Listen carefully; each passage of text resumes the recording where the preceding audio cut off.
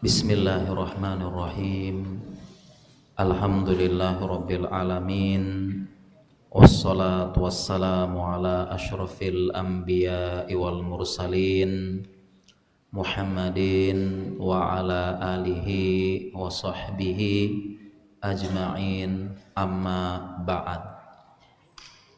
Para jamaah kaum muslimin dan muslimat yang semoga dirahmati dan disayangi oleh Allah Subhanahu wa taala. Assalamualaikum warahmatullahi wabarakatuh. Alhamdulillah, segala puja dan puji kepada Allah. Salawat dan salam kepada suri teladan kita Nabi Muhammad sallallahu alaihi wasallam. Para jamaah sekalian, insya Allah tema kita di maghrib yang penuh berkah ini, ya, engkau harus bahagia di rumah dan keluargamu. Jadi kita harus ini, ya. Jadi bukan tidak, ya, tapi harus bahagia di rumah kita bersama keluarga. Mengapa demikian? Karena orang yang tidak bahagia di rumahnya akan sulit bahagia di luar rumah. Ya, jadi kita ulangi, kenapa harus bahagia di rumah? Karena seseorang yang tidak bahagia di rumah akan sulit bahagia di luar rumah. Jadi memang patokannya rumah, ya, dan dalil ayat-ayat dalam Al-Quran maupun Sunnah juga mendukung bahkan memerintahkan hal ini. Kita harus bahagia di rumah kita, ya, dan kita harus menciptakan membuat dengan izin Allah Subhanahu wa ta'ala. Sebagaimana ungkapan yang kita sudah tahu semuanya, baiti jannati, rumahku surgaku. Ini pepatah ungkapan dalam bahasa Arab yang didukung dengan sangat banyak dalil dan nas dalam Al-Quran dan Sunnah.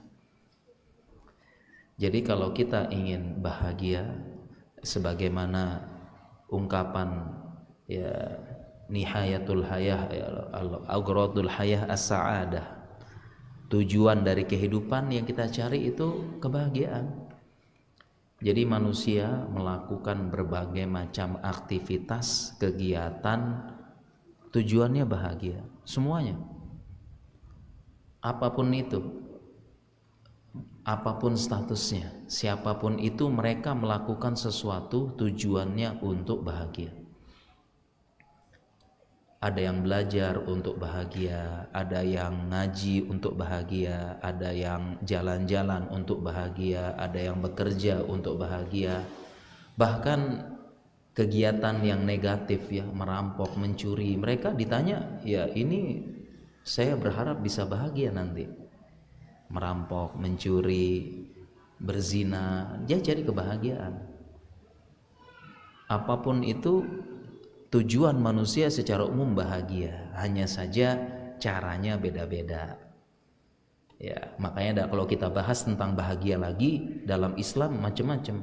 Ada bahagia yang sebenar-benarnya, as-sa'adah al-hakikiyah.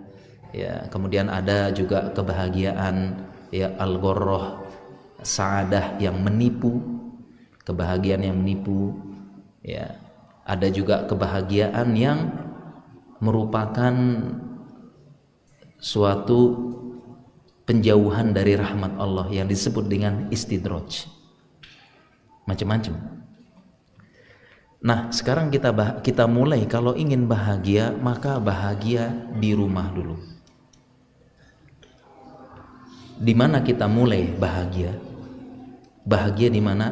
Di rumah. Karena sekali lagi, orang yang sulit bahagia di rumah, dia akan sulit bahagia di luar. Sulit, ya, karena dalil-dalil yang sangat banyak. Di sini saya sebutkan beberapa poin-poin kenapa kita harus bahagia di rumah. Dan kalau ingin cari kebahagiaan, maka kita buat dulu bahagia di rumah pertama kali. Ya, saya sebutkan poin-poinnya. Yang pertama, kenapa harus bahagia di rumah, poin, kemudian nanti baru dalil dan penjelasan. Yang pertama, karena keluarga dan rumah tempat istirahat terbaik, healing terbaik zaman sekarang. Nanti kita bacakan dalilnya ya, poin-poin dulu. Jadi yang pertama apa? Rumah dan keluarga tempat istirahat terbaik, tempat pulang terbaik. Yang pertama. Yang kedua, penyejuk mata sesungguhnya itu di rumah. Ya, penyejuk mata yang membuat kita senang, bahagia, yang sesungguhnya tapi itu di rumah. Poin yang kedua. Poin yang ketiga, di rumah kita bisa bahagia dengan seadanya. Bahagia dengan apa adanya, bahagia dengan sederhana. Di rumah kita bisa bahagia dengan seadanya, apa adanya, dan sederhana. Yang keempat, di rumah adalah benteng terakhir dari berbagai macam permasalahan kehidupan. Benteng terakhirnya di rumah. Ibarat kalau kita perang, ya ada pasukan pertama, ya infanteri, pasukan kedua mungkin pasukan pemanahnya, yang ketiga berkuda, yang belakang biasanya apa? Benteng terakhir. Nah, di rumah itu adalah benteng terakhir dari berbagai macam permasalahan. Yang kelima, ya, salah satu kebahagiaan adalah berkumpul bersama keluarga.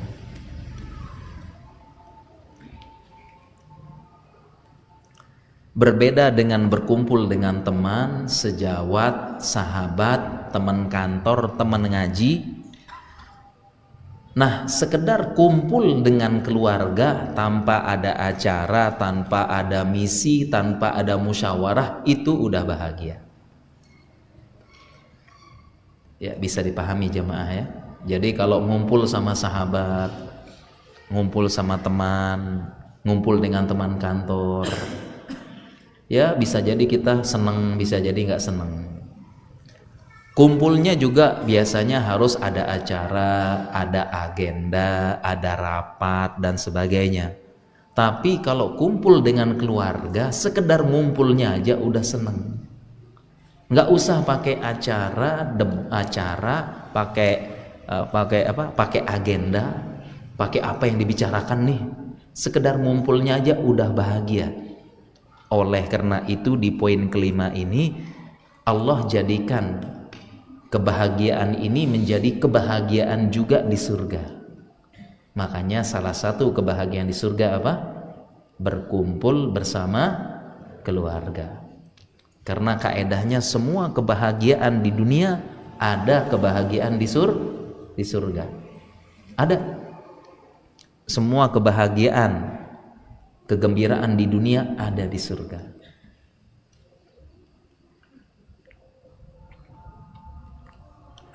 Ini poin yang kelima. Poin yang keenam, karena memang poin yang keenam perintah memperbaiki, mengajarkan dan menciptakan kebahagiaan itu memang perintah utamanya di rumah dulu. Jadi dalam Islam itu, dalam sunnah, Ya, diperintahkan untuk islah, memperbaiki, taklim mengajarkan, takdib mengajarkan adab. Yang diperintahkan dulu justru di rumah dulu, baru di luar. Ini ajaran Islam, ajaran sunnah. Tapi terkadang kita gimana jamaah? Ya, kadang-kadang kita terbalik. Ya, memperbaiki, mengembangkan kantor, itu tenaga yang utama. Mengembangkan bisnis, safar sana safar sini, tenaga utama, pikiran yang terbaik. Mengajarkan, ya ada yang jadi dosen, ada yang jadi guru, mengajarkan murid-murid dengan metode terbaik, dengan pengajaran yang terkurikulum dengan modern. Tapi ketika di rumah semuanya menjadi tenaga sisa. Ini kita semua termasuk saya nih, makanya kita sama-sama perbaiki. Tiba-tiba di rumah semuanya tenaga sisa, mengislah rumah tenaga sisa, mengajar istri tenaga sisa, mengajar anak tenaga sisa, dan yang lain-lain. Akhlak terbaik di kantor, akhlak terbaik di masjid, senyum terbaik di pengajian depan ustadz mungkin ya, senyum terbaik, senyum terbaik, keramahan paling ramah di kantor. Begitu sampai rumah sisa semuanya ya, senyumnya sisa, keramahannya sisa.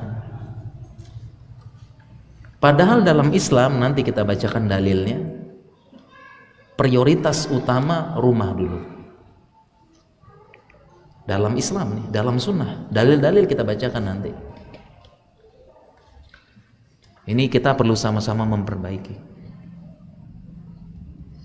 Rumah dulu, baru luar. Baik dari pengajaran ke anak-anak kita. Kalau nyusun program dakwah luar biasa, Masya Allah. Menyusun program pembangunan masjid, Masya Allah. Tapi di rumah tidak ada program sama sekali untuk anak-anak. Ini PR kita. Tidak ada program untuk anak-anak, entah program hafalan, setoran, hafalan apa, nggak ada. Padahal dalam Islam dan sunnah ini rumah dulu sebenarnya. Dan itu yang ditanyakan oleh Allah, dipertanggungjawabkan di hari kiamat. Dan itu suatu hatman, suatu hal yang pasti. Apa? Jadi pertanyaan Allah kepada kita masing-masing kita, apa yang engkau sudah lakukan untuk islah rumahmu dan pendidikan keluargamu?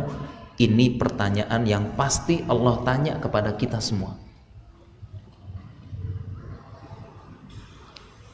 Dan semoga kita bisa jawab. Sedangkan pertanyaan-pertanyaan lain belum tentu ditanya sama Allah ya. Kenapa kok kamu enggak mengembangkan kantormu dengan pengembangan terbaik? Ya, kenapa enggak ikut jadi panitia masjid, bangun masjid? Nah, itu belum tentu ditanyakan. Ya. Jadi ini poin yang keenam. Ya, dari kenapa kita harus bahagia di rumah, para jamaah ya. Sebelum kita mulai penjelasan poin-poinnya, ada yang bertanya, tapi Ustadz, saya susah bahagia di rumah. Tapi Ustadz, suami begini. Tapi Ustadz, anak begini, istri begini. Bagaimana bisa bahagia di rumah? Jawabannya adalah disitulah kita harus belajar. Disitulah kita harus belajar. Makanya kita belajar sama-sama. Ya, sebagaimana kalau kita misalnya kita mau mengembangkan bisnis ya, kita bingung nih, mengembangkan bisnis dari mana? Aduh bingung saya mengembangkan bisnis dari mana, katanya harus begini. Ya, kalau gitu kita belajar, ikut pelatihan, ikut seminar. Akhirnya dia belajar, akhirnya bisnisnya berkembang. Bisa. Ya, begitu juga ada yang mau buat sekolah. Aduh Ustadz, kita mau buat sekolah nih, mau buat SMP, buat SD, tapi bingung mulai dari mana. Ya belajar, akhirnya belajar, tanya sana, tanya sini, ikut pelatihan, ikut seminar, tanya sama ustadz dan pendiri yang sudah senior, akhirnya berdiri sekolah. Berawal dari apa? Kebingungan. Begitu juga dengan bahagia di rumah. Kalau ada yang bilang bingung gimana, suami begini, anak begini, istri begini, sama jawabannya, belajar. Kita cari caranya, belajar, ikut pelatihan, ikut seminar, ikut apa, belajar, cari ilmunya. Insya Allah bisa. Insya Allah bisa. Jadi kadang saya bawa tema ini pasti muncul pertanyaan, susah Ustadz bahagia di rumah, saya bingung gimana caranya. Sama kayak tadi, ya belajar, cari ilmunya, ikut pelatihan, tanya kepada yang ahlinya apa, insya Allah bisa. Walladzina jahadu fina lanahdiyanna subulana. Orang yang bersungguh-sungguh di jalan kami akan berikan jalan dan petunjuk hidayah. Bisa insya Allah. Bisa insya Allah. Ya, dan mudah-mudahan ini termasuk cara kita ya untuk bisa bahagia di rumah. Karena sekali lagi orang yang tidak bahagia di rumah, dia akan sulit bahagia di luar. Ini juga mungkin perlu kita jelaskan sedikit penjelasan ini. Orang yang susah bahagia di rumah, sulit bahagia di luar jemaah. Sulit. Ya.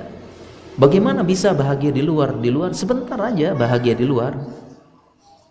Dia ketemu ngobrol sama teman, ketawa-ketawa, bercanda, ngakak dan sebagainya.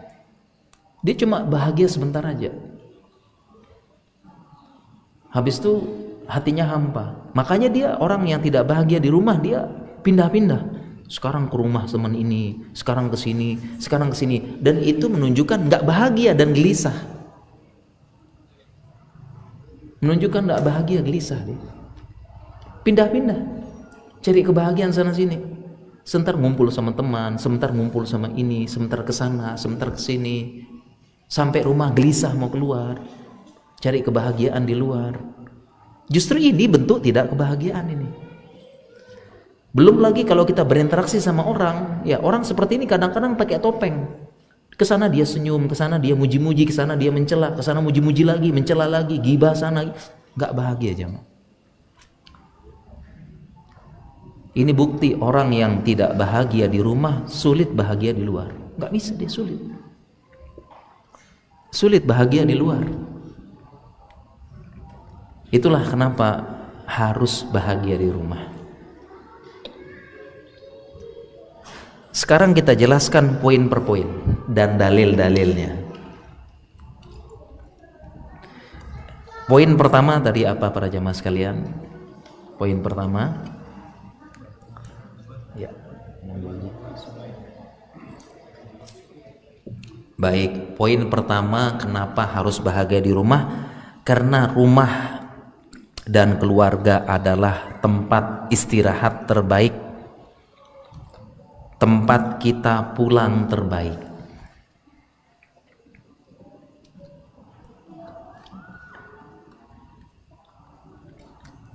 Dan kata-kata pulang ke rumah, kata-kata pulang ini merupakan fitrah. Fitrah semua makhluk, bahkan kata-kata pulang ke rumah. Sebagaimana Allah berfirman, fitratallahi allati fataran nasa 'alaiha. Fitrah yang Allah fitrahkan kepada manusia, kepada makhluknya. Dan kata-kata fitrah ini merupakan sesuatu yang Allah tanamkan, jibiliyah. Artinya fitrah ini sesuatu hal yang tidak perlu diajarkan. Sudah fitrah. Dan fitrah inilah atau jibiliyah inilah yang menunjukkan adanya Allah yang maha menciptakan, yang sampai sekarang saintis, ahli sains bingung menjelaskan tentang fitrah dan jibiliyah ini. Dari mana asalnya, bagaimana bentuknya, kok bisa seperti itu? Ini namanya fitrah. Contoh fitrah ya, ada para ulama menjelaskan fitrah dua, fitratun diniyatun wa fitratun duniyatun. Fitrah diniyah adalah fitrah beragama, nggak usah diajarkan, semua orang pasti yakin Allah di atas, nggak usah diajarin semuanya. Fitrah diniyah, yakin Allah satu, fitrah diniyah. Kalau fitrah duniawiyah contohnya bayi baru lahir langsung menyusui, langsung menyusui. Apakah bayi ada yang mengajarkan selama dalam kandungan? Begitu keluar nanti, atau dalam kandungan mungkin nonton tutorial YouTube ya cara menyusui, nanti keluar kalau ketemu ini nanti kamu gerakin mulut gini, enggak. Itu adalah disebut dengan fitrah dunia, jibiliyah, yang para saintis pun menjelaskan ini dari mana, caranya bagaimana, kok bisa begitu, kenapa bisa begini. Bukti adanya Tuhan adalah jibiliyah fitrah, atau kalau pada hewan naluri. Siapa yang ngajarin? Bagaimana penjelasannya? Kok bisa? Nah, salah satu fitrah manusia bahkan seluruh makhluk adalah pulang.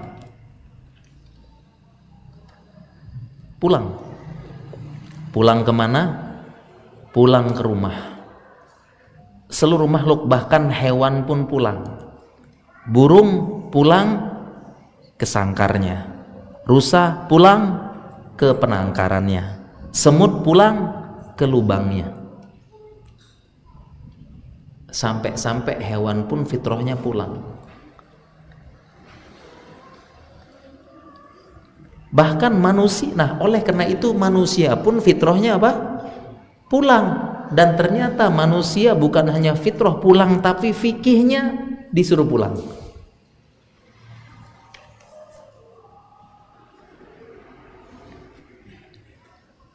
Bahkan ada hadis kalau kita safar segera pulang. Ini fikih, ini sunnah. Safar tidak ada lagi keperluan, sunnahnya segera pulang. Sebagaimana hadis Nabi sallallahu alaihi wasallam, fa idza qada ahadukum nahmatahu min safarihi falyu'ajjil ila ahlihi. Jika salah seorang dari kalian telah selesai dari kebutuhannya, nahmatahu min safarihi, kebutuhan dan urusannya, falyu'ajjil, segera pulang ke keluarganya, ke rumahnya. Dan hadis ini dijelaskan oleh Ibnu Hajar al-Asqalani. Beliau berkata dalam Fathul Bari, wa fil hadisi karahatu taghrub anil ahli li ghairi hajah wastihbabi istijalir ruju'. Penjelasan beliau dalam Fathul Bari, hadis ini menjelaskan makruh tagarrub, jauh-jauh dari keluarga, dan istihbab, sunnah, segera pulang ke rumah. Istijalir rujuk, istihbab, sunnah. Jadi bahkan dalam Islam, dalam sunnah, pulang ke rumah bukan hanya fitrah tetapi sunnah, istihbab. Penjelasan dari Ibnu Hajar, segera pulang ke rumah.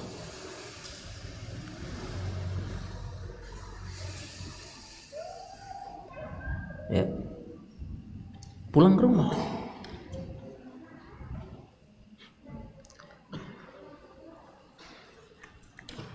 Maka fitrahnya, bahkan ini fitrah sebenarnya ya, kita tuh pengen pulang ke rumah, segera pulang. Jadi kalau kita safar, saya pun sering safar ya, itu udah baru berapa hari udah kangen sama istri, kangen sama anak. Udah kangen, rindu, pengen pulang cepat. Kenapa? Di rumah ada kebahagiaan. Nggak kuat lama-lama. Bahkan sunnahnya segera pulang. Jadi kalau ada orang yang nggak mau pulang ke rumah, menyelisih sunnah. Berdasarkan hadis tadi dan penjelasan Ibnu Hajar.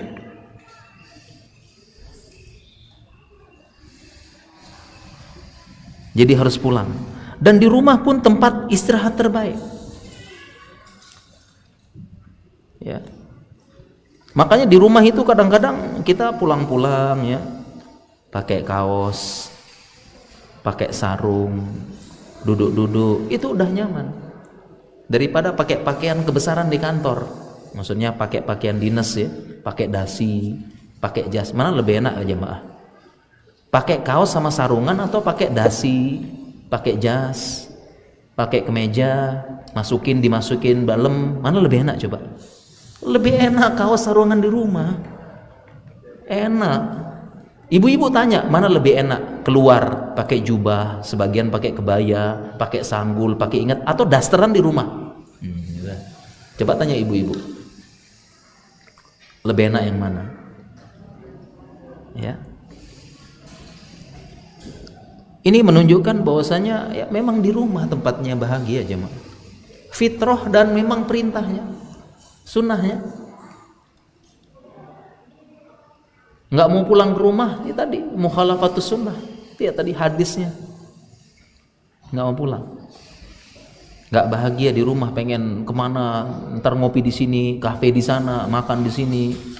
Nggak mau pulang.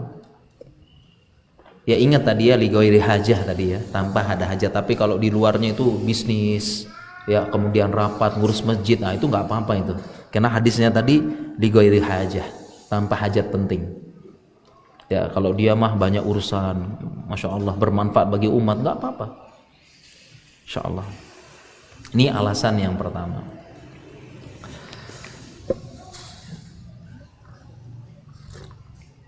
Kemudian alasan yang kedua apa para jamaah sekalian? Yang kedua, iya, alasan yang kedua kenapa harus bahagia di rumah? Penyejuk mata sesungguhnya ada di rumah para jamaah, insya Allah. Hakikatnya kalau ingin bahagia, bahagia kan berdasarkan dari pandangan mata, maka disebut dengan qurratu a'yun, penyejuk mata. Memang benar dari mata turun ke hati, memang benar. Maka disebut qurratu a'yun. Dan ini jelas ya, penyejuk mata qurratu a'yun ya di rumah, pasangan, suami, istri, anak. Ya sebagaimana doa yang kita hafal semua, Rabbana hablana min azwajina wa dzurriyyatina qurratu a'yun waj'alna lil muttaqina imama. Itu jelas. Kita hafal semua. Dan itulah qurratu a'yun. Ya, dan di rumahlah tempat kita tenang, sakinah. Sebagaimana ayat nikah yang selalu ditulis dalam undangan pernikahan kan, wa min ayatihi an khalaqalakum min anfusikum azwaja litaskunu ilaiha dan seterusnya. Emang di rumah ya, memang ada para jemaah ya, memang ada penyejuk mata di luar, ada ya, penyejuk mata di luar itu ada. Jalan-jalan ke mall, jalan-jalan ke tempat wisata, jalan-jalan kemana lagi, ke tempat kafe dan sebagainya. Tetapi itu sekali-sekali aja. Tetap penyejuk mata itu di rumah. Sekali-kali boleh jalan-jalan, ganti suasana, belanja, ngopi, liburan keluarga. Tapi itu pun bukan penyejuk mata sesungguhnya. Karena pertama misalnya belanja sama keluarga, pas belanjanya sejuk matanya, sampai kasir nggak sejuk, kan gitu ya? Iya kan? Nggak sejuk langsung. Jadi ya kalau mau yang gratis, mau yang benar-benar ya di rumah sebenarnya. Tapi kok sulit Ustadz? Ya bagaimana kita ciptakan? Senang di rumah, bahagia. Kita yang belajar gimana caranya. Ya. Demikian juga yang cari penyejuk pandangan, apalagi yang mau selingkuh dan sebagainya, itu cuma sebentar aja.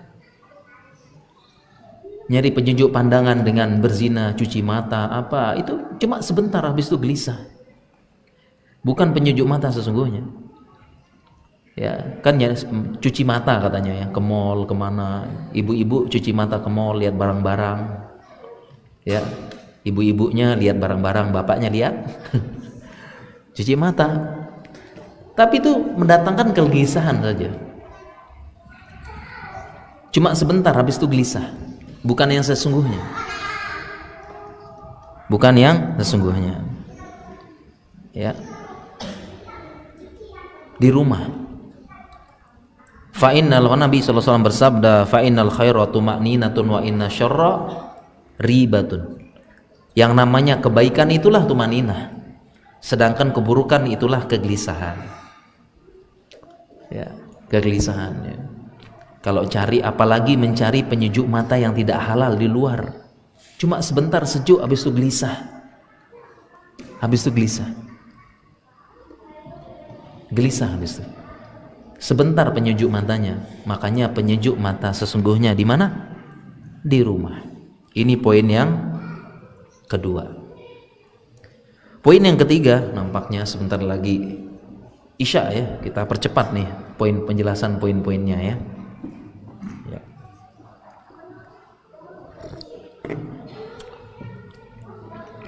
Poin yang ketiga, para jamaah sekalian, apa poin yang ketiga? Poin yang ketiga, di rumah itu bahagia seadanya, apa adanya dan sederhana. Di rumah itu.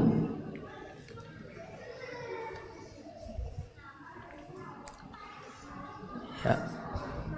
Jadi di rumah kita seadanya. Tadi sudah kita sampaikan.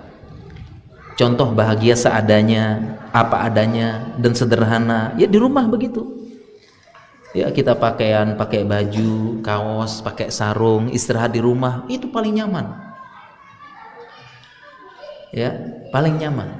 Ibu-ibu juga sama, pakaian bebas, dasteran doang atau pakaian yang ini, paling nyaman. Ya, beda kalau kita mau keluar, makan di restoran, keluar dana, keluar biaya. Ya, jalan-jalan sekeluarga itu dikira nggak capek. Jalan-jalan sekeluarga itu ya itu ada energinya juga. Ya, jalan-jalan sekeluarga, gendong, bawa barang, bawa ini, siap-siap, itu ada energi yang dikeluarkan. Ya, ada energi. Saya pun demikian, kalau saya keluar nginap sekeluarga, waduh ini bawa ini, bawa ini, bawa itu. Ya jadi maksudnya ada energi yang kita keluarkan. Tentu ada biaya juga. Ya boleh sekali-sekali, bukan tidak boleh ya. Kita liburan sekeluarga, tapi itu kan energi coba ya. Kita keluarkan, bawa ini, bawa itu, bawa ini. Ya, apalagi bawanya anak-anak ya. Bawa anak-anak kecil, wah siap-siap tuh gendong apa kita ya. Ada capeknya, ada senangnya gitu. Ya boleh sekali-sekali kita keluar jalan-jalan sekeluarga. Tapi jangan lupa maksudnya bahagia yang utama di rumah gitu. Dengan sederhana cukup. Ya, cukup. Ya, makanya kalau saya pribadi tuh memang tidur paling pulas di rumah emang.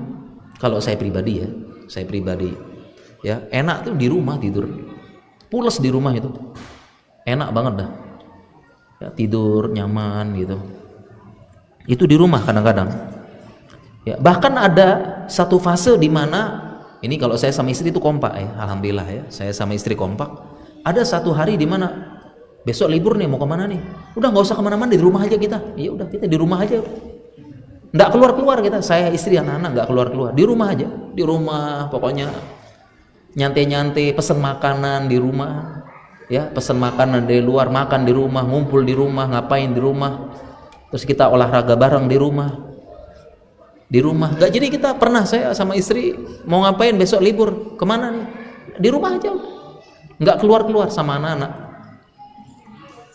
Di luar kita habiskan, di rumah kita habiskan waktu bersama. Pesen makan dari luar. Kenapa? Kadang-kadang mau keluar sekeluarga, aduh mikirnya capek juga ya. Capek nih naik mobil apa semua, makan, gendong-gendong lagi, bawa apa, bawa itu di rumah aja. Dan nanti di rumah kita senang. Nggak keluar-keluar. Seharian itu. Ngumpul-ngumpul sama anak-anak, ya pesen makanan, makan di rumah. Ya, habis itu ngapain, tidur bareng lagi di rumah, enak dah. Ya. Di luar banyak energi yang kita keluarkan. Ini alhamdulillah ya kalau saya pribadi. Walaupun saya juga sama keluarga ya jalan-jalan juga kemana, ya pergi jalan-jalan dan sebagainya. Di rumah, ya bahkan nggak mau kemana-mana, ya.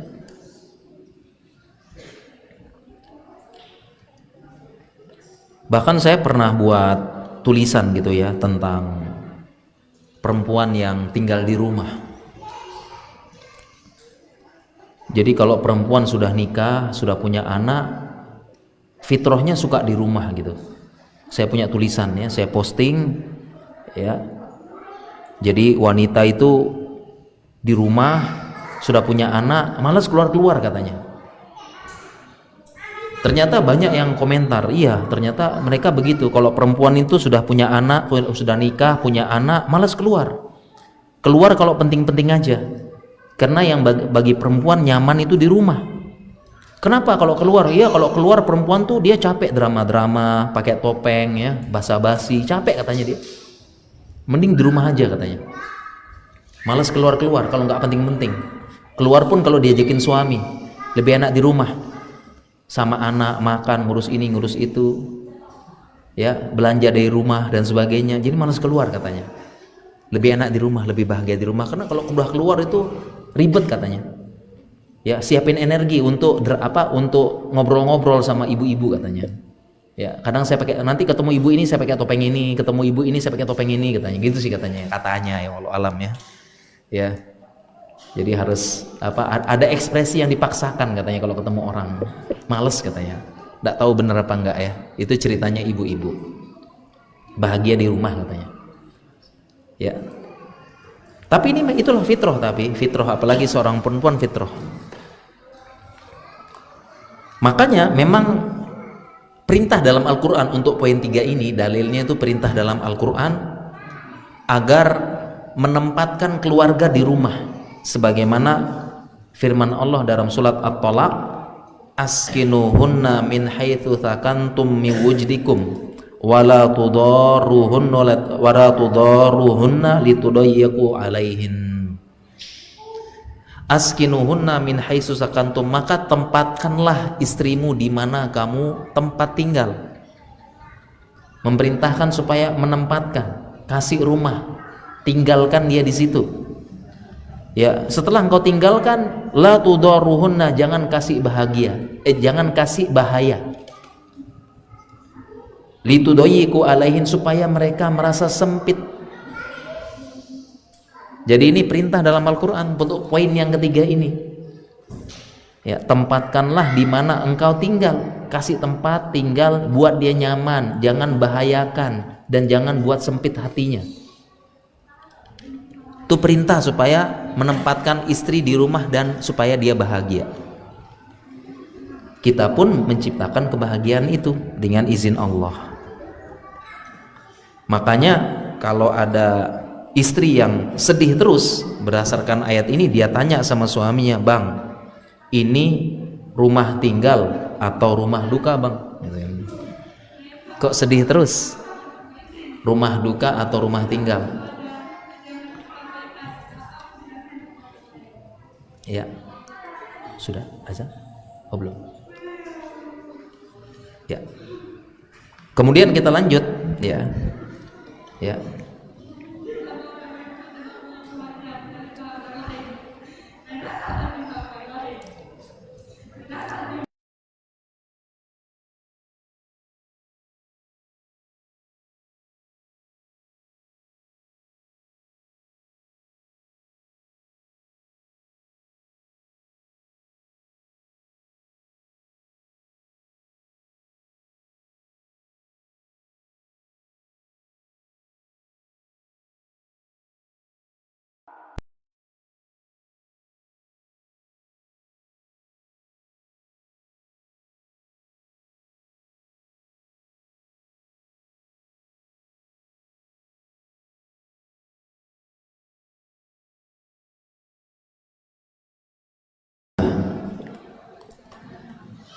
Baik para jamaah sekalian, kita lanjutkan sedikit Ya, poin-poin tadi belum kita jelaskan. Kita lanjut ke poin keempat berarti ya.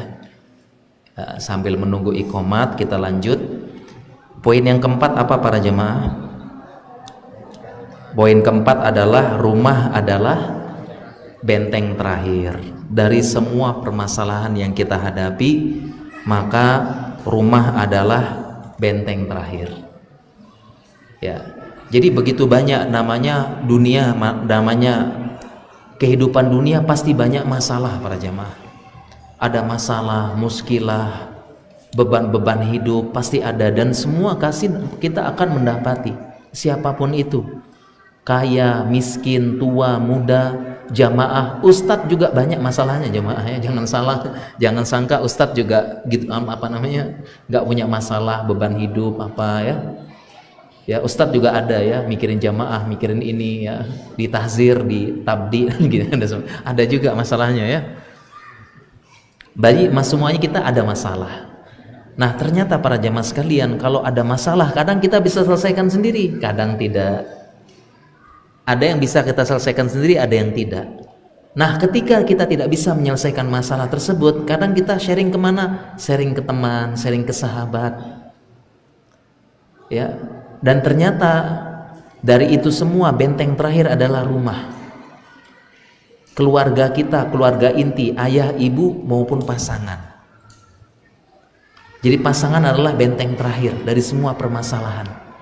Setelah kita nggak bisa menyelesaikan, teman, sahabat, kolega tidak bisa menyelesaikan, kita sendiri nggak bisa, maka siapa? Keluarga inti, orang tua maupun pasangan kita. Benteng terakhir di rumah. Dan ini ada hadis, kisah-kisah ya. Ada 2 kisah, saya bacakan satu saja. Bahkan Nabi pun benteng terakhirnya di mana? Di rumah. Kisah pertama, ini saya ringkas ya. Kisah pertama ketika Nabi SAW mendapatkan wahyu pertama, Iqra. Ya, maka beliau ketika mendapatkan wahyu pertama merasa ketakutan. Jadi ketika beliau bertahanus, tiba-tiba muncul Jibril. Dan Jibril ini kemudian memeluk Nabi, dipeluk dengan kencang, kemudian mengatakan Iqra. Maka Nabi SAW menjawab, ma ana biqori, saya tidak bisa membaca. Dipeluk lagi dengan kencang oleh Jibril ya, Iqra. Nabi pun mengulangi lagi, ma ana biqori, saya tidak bisa baca. Dipeluk lagi 3 kali. Sebagian ulama menjelaskan apa fungsi Jibril memeluk Nabi dengan kencang, supaya Nabi sadar ini bukan mimpi, ini nyata dan fakta. Ya, karena kalau nggak dipeluk sama Jibril bisa jadi Nabi apa? Wah, jangan-jangan mimpi, berkhayal, halusinasi. Tapi itulah fungsi dipeluk oleh Jibril dengan keras, dengan kencang, 3 kali supaya ini bukan mimpi. Nah, Nabi SAW saat itu ya manusia biasa, takut luar biasa jemaah. Kira-kira takut nggak kita lagi duduk-duduk tiba-tiba ada makhluk muncul, takut nggak jemaah? Takut nggak? Bukan muncul, meluk kenceng. Takut nggak kira-kira? Takut. Nabi SAW takut saat itu, takut luar biasa. Maka Nabi SAW pun pulang ke rumah.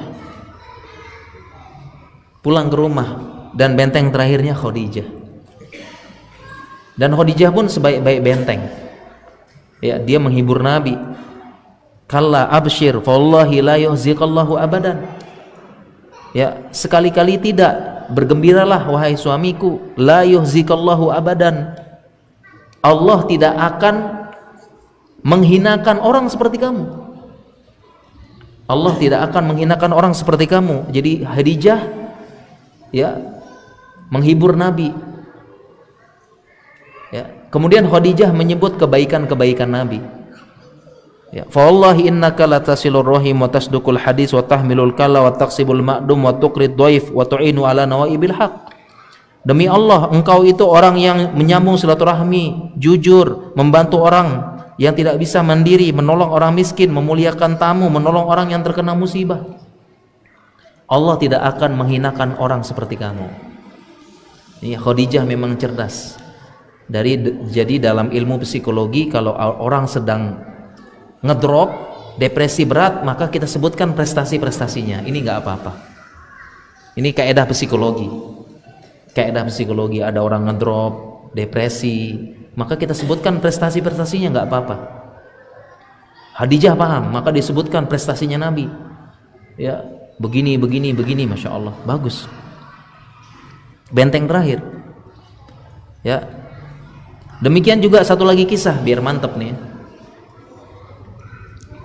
Rumah benteng terakhir. Jadi perjanjian, ya masih ingat ini kisah ringkas ya.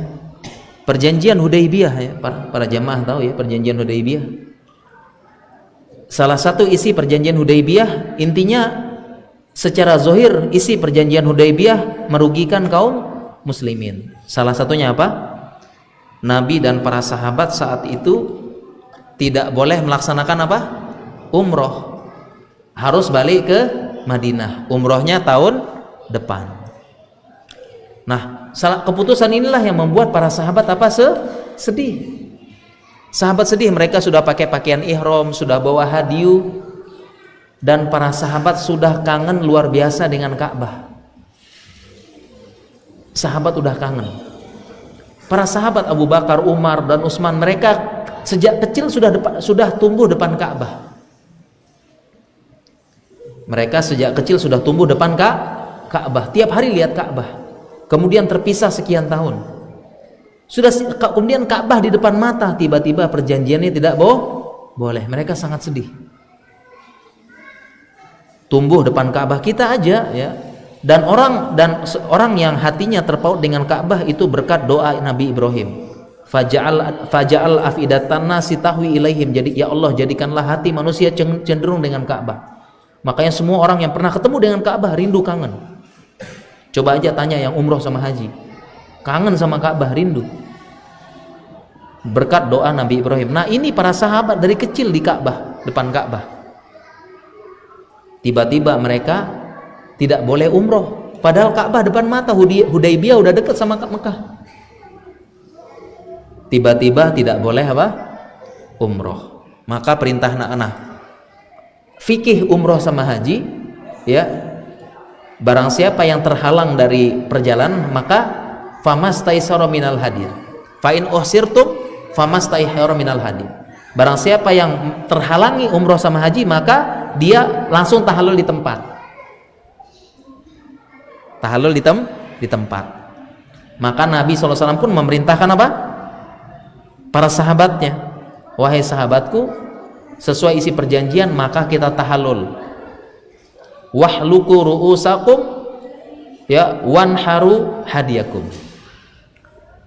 Cukur rambut kalian dan sembelih hadiu. Apa yang terjadi para sahabat? Kira-kira apa yang terjadi para jamaah? Tidak ada sahabat satupun yang bergerak, baik Abu Bakar maupun Umar. Nah, ini tumben-tumben para jamaah ya, tumben-tumben Nabi memerintahkan tidak ada satupun sahabat yang bergerak, termasuk Abu Bakar yang paling pertama menerima semua perintah Nabi. Nggak ada satupun, mau Umar, Abu Bakar nggak bergerak. Tumben-tumben, padahal kalau sebelumnya Nabi SAW perintahkan langsung sam'i wa ta'ah. Nabi perintahkan berebut. Nabi bilang siapa yang menunaikan hak pedang ini, rebutan pengen ambil pedang tersebut. Siapa yang mau pegang bendera ini, rebutan, berdoa siapa yang mau pegang bendera. Disebutkan baru Nabi sekedar gitu mengeluarkan dahak, tangan sahabat pada pengen menadah dahaknya Nabi. Ya, begitu Nabi selesai berwudu, rebutan sisa airnya. Nah, ini Nabi perintahkan tumben-tumben, ini sangat tumben. Aneh bin ajaib, tidak ada satupun yang bergerak. Abu Bakar pun nggak gerak. Ya, nggak bergerak Abu Bakar, Umar nggak bergerak. Para ulama menjelaskan sahabat bukan menolak perintah Nabi. Jadi sahabat itu bukan menolak perintah Nabi, tapi mereka menunggu wahyu, jangan-jangan berubah. Ya, karena saking pengennya ke Ka'bah. Jadi sahabat nggak ada yang menolak perintah Nabi, nggak ada yang membangkang. Tapi khusus kali ini mereka itu kecewa super berat, dan itu manusia wajar. Ya, mudah-mudahan turun wahyu berubah dikit lah gitu ya. depan Ka'bah bentar lagi gitu loh. Tapi tidak ada yang bergerak.